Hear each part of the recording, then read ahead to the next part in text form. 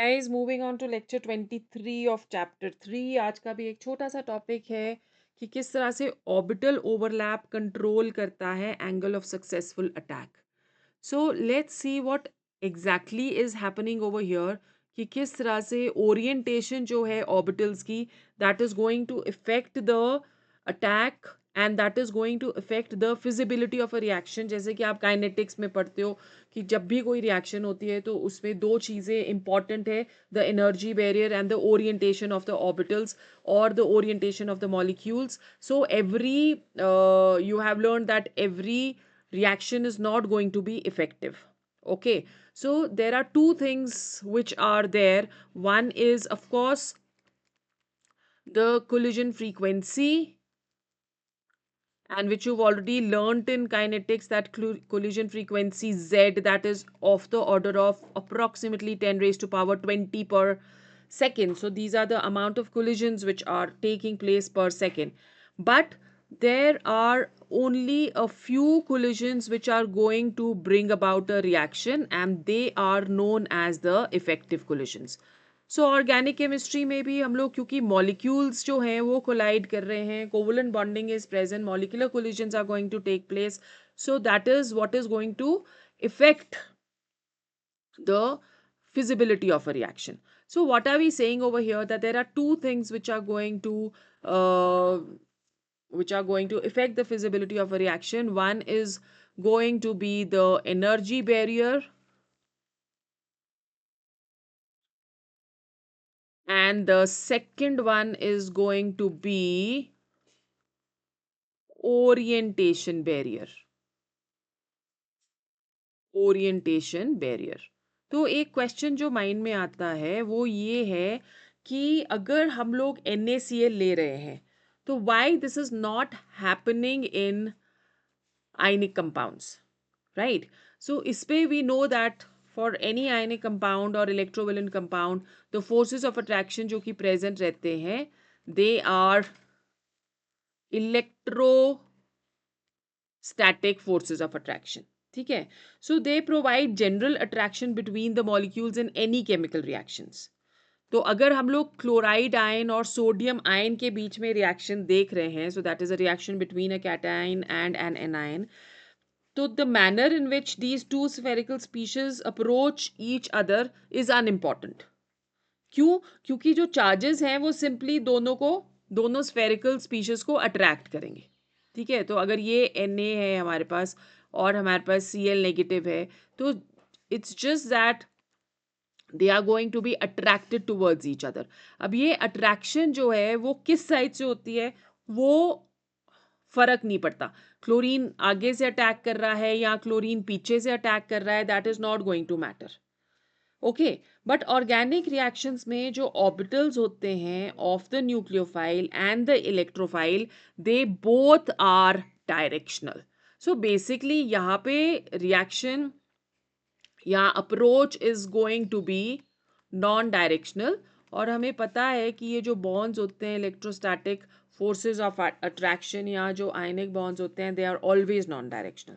ठीक है, but when we are talking of organic compounds or we are talking of organic reactions,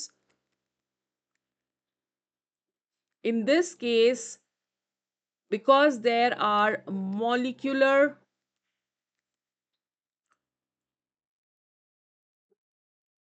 interactions taking place, ठीक है, सो क्योंकि molecular interactions हो रहे हैं, so that is why we say that this is directional. तो किस तरफ से अप्रोच कर रहा है न्यूक्लियोफाइल इलेक्ट्रोफाइल की तरफ, वो बहुत ही ज्यादा इंपॉर्टेंट है, right? So to understand this, let's take an example. जैसे कि हमने पिछली वाली क्लास में लिया था, we were doing bond formation, coordinate bond formation between NH3 and BF3।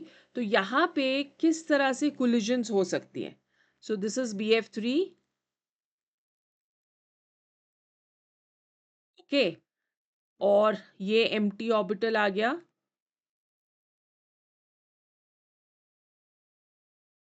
Right? Now this is ट्राइमिथाइलमीन,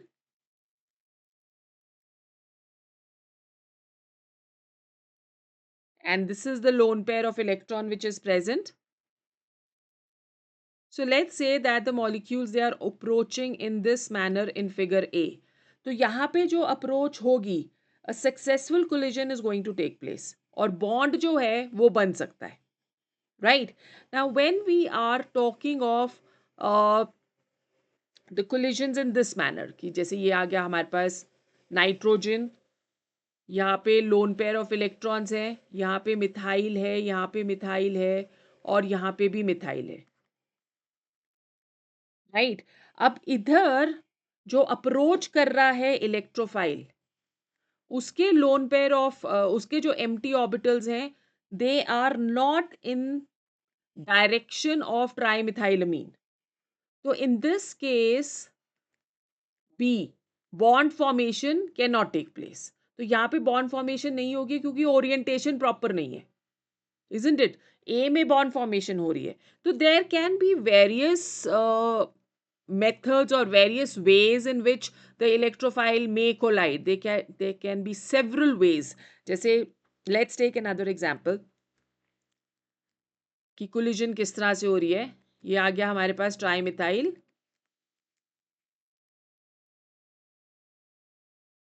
ठीक है. ये आ गया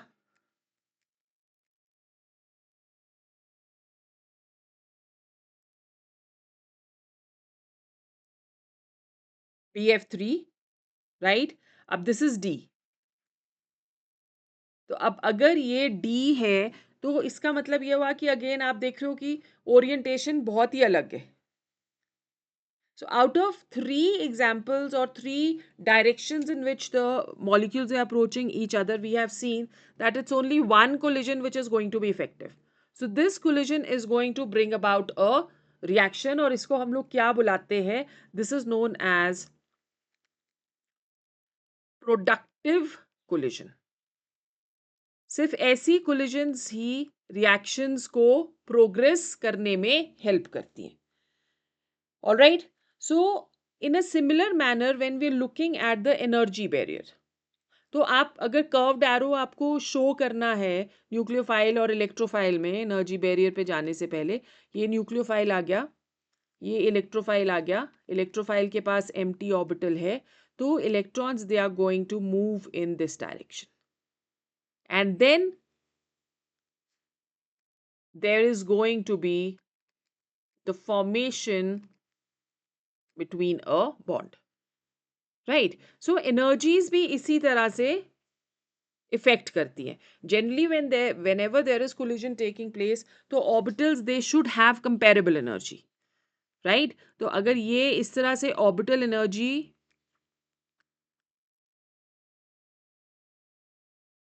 we are considering,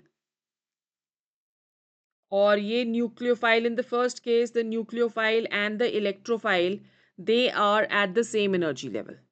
So if they are at the same energy level, तो definitely there is going to be formation of a bond. तो ये आ गया A. Second वाले में there is an energy difference, but the energy difference is not so much.